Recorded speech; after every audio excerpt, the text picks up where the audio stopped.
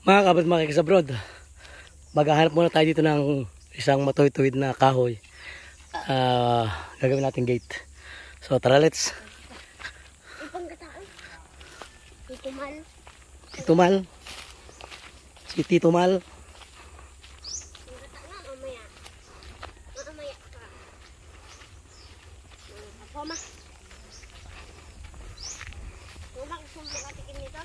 Ayaw. Ayaw.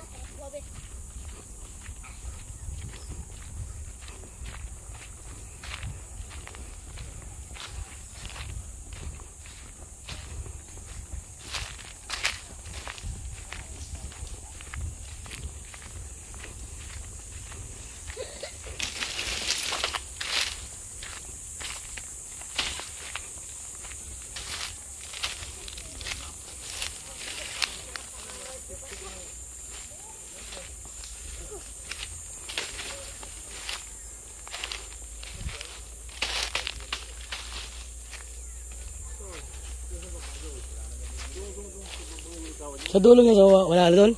Doon. Baba. Bagong halik lang yan. Bagong poste lang yan. Bagong poste.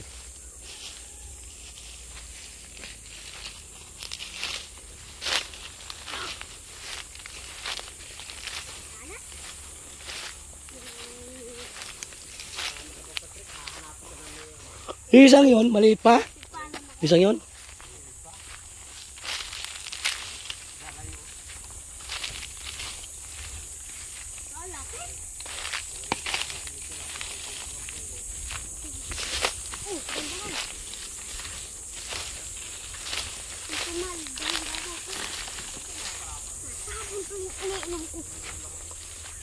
Gubat mga kabrod.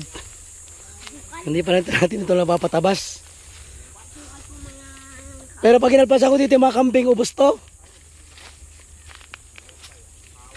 Ito yung binabala kong portion na pagalpasan ng kambing mga kabrod, mga kaisabrod.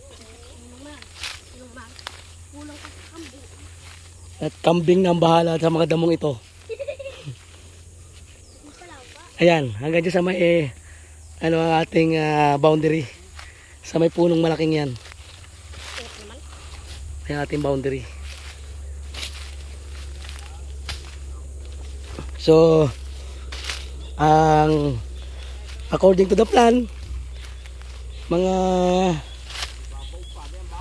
1 hektarya yung pasamantalang magiging paligawan o kulungan ng mga kambing. Enclosure ng mga kambing, 1 hektarya muna sila. Kasi yung ibang part ng lote ay may mga tanim na bagong niyog. So hindi sila pwedeng palakawalan doon dahil sigurado lalamunin nila yung mga nyug na yun. Ito ng mga ganitong nyug, kaya na ito, makakasurvive na to. Hindi na yan, hindi nila kayang patayin yan.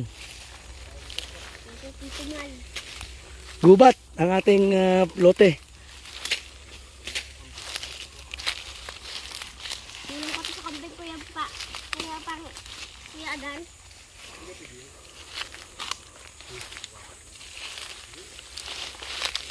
Ang huling ginawa natin sa loting ito ay nagpalagay tayo ng mga bakod na simento, mga posting simento. Ayun, may mga ilan-ilan na ulangit ng posting simento.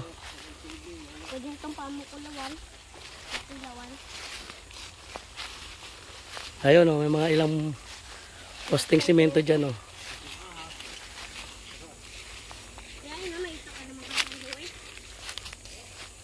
Ayan posting simento. Ayan. Mangilan-ngilan na posting simento.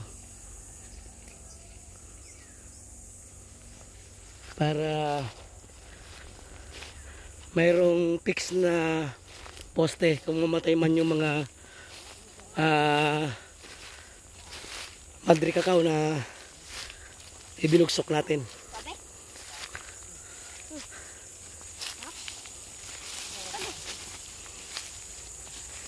Hanggang ngayon wala pa rin kami makitang malaking poste na pwedeng gawing poste naman doon sa bakod, doon sa ating gate. So tatry tayo dito sa parting itaas.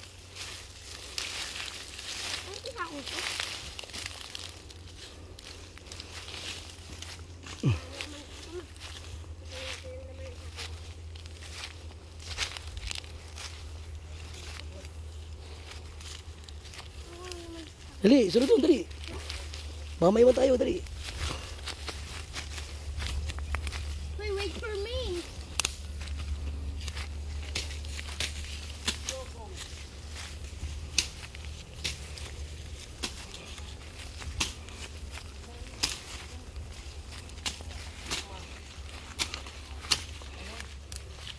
Kasama nga pala natin si Pakrek. Ang asing sidekick na makulik. Si Pakrek, ang sidekick na makulik.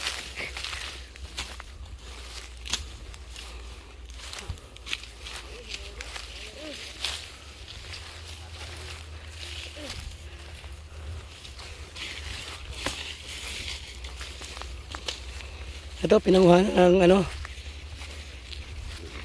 ginagawang walis ba yan? Pinanguhan ng mga ginagawang walis. Palapa yan. Okay lang naman yan.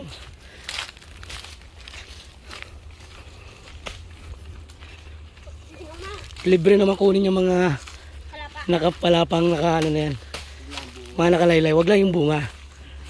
Ibang usapan na pag bunga na lang yung ang pinanguhan nila. Alin? May lulumbo? Saan?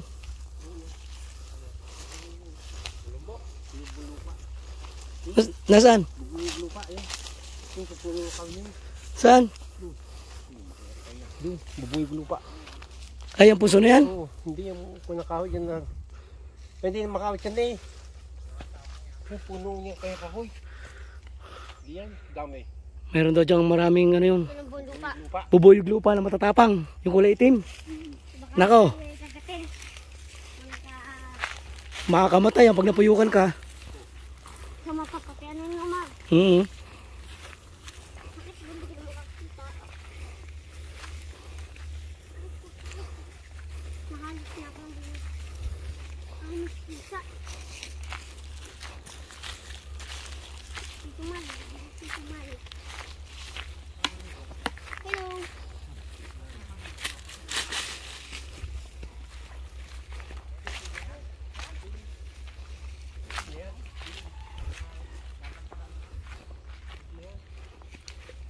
Po, may nakita na po tayo. Kaya yugo. Ito yugo. Dito man, hintay na ihi ako. Ito yan. Kakabalin na lang ito sa tabi. Naninilit ko. Parang inuman. Ayun, ano yung ginagawa mo dyan? Naihi!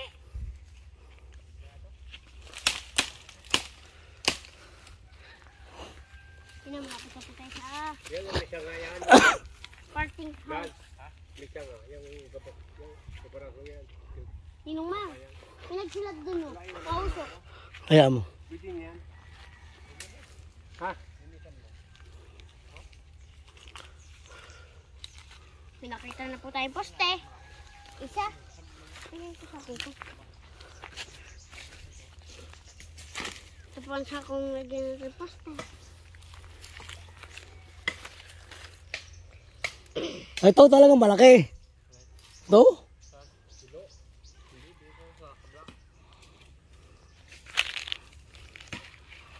Kayo, laking poste. Tama na ito. Okay na yan. Ladang pala na lang ng kahoy. Ninong ma, baka gusto mo magulay nito. Dito ma. So, ito na pagkasunduan na kukunin nila. Ninong ma, alam mo ang tawag dito? Ninong ma. Ano? Porpogon. Ano po ba?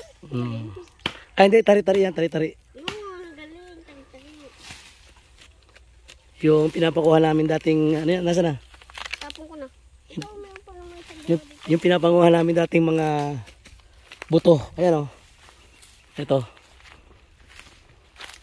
Ang dati, ito mga buto na to, pag dito itari-tari, ito, ganito.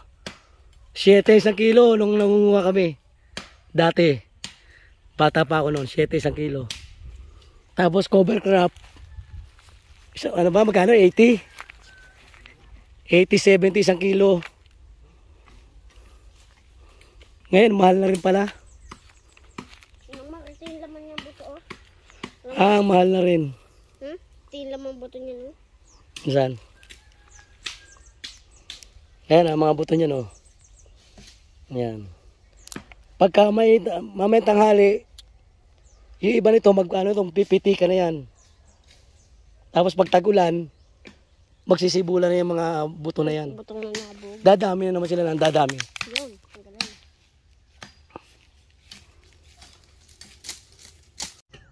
So mga ka-abroad, mga ka-ex-abroad, ito na nga yung ating 2 punong niyog na pinawerso kanina. And wala naman tayong trabaho ngayong hapon. Half day lang tayo kanina. Ang nagtatrabaho lang ngayon na yung kasama natin naghuhukay. So andito tayo ngayon, naghihintay ng ulan kasi ang panahon, no? Ang dilim ng kalangitan, parang ang kulog. Kaso ayaw namang ayaw namang ibagsak yung ulan. So, yun nga mga ka-bro, uuwi na sana tayo. Kaso parang paparating na yung ulan. So, palipasin muna natin. Ayan, pagkatapos ng hangin na to, sigurado ulan na kasunod dito. Parang style si Basco sa dagat.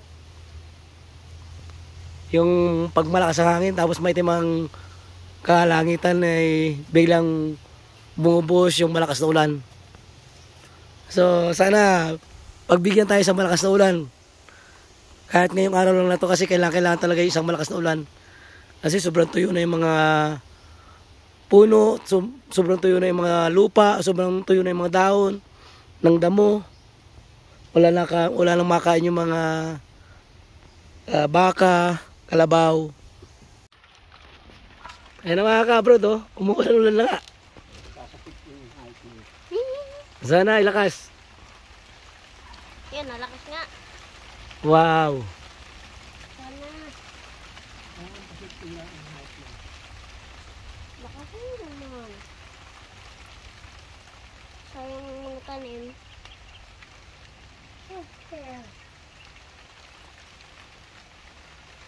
Ayaw ilakas. Ayaw lumakas. Ganyan lang yata ang kaya niya. No?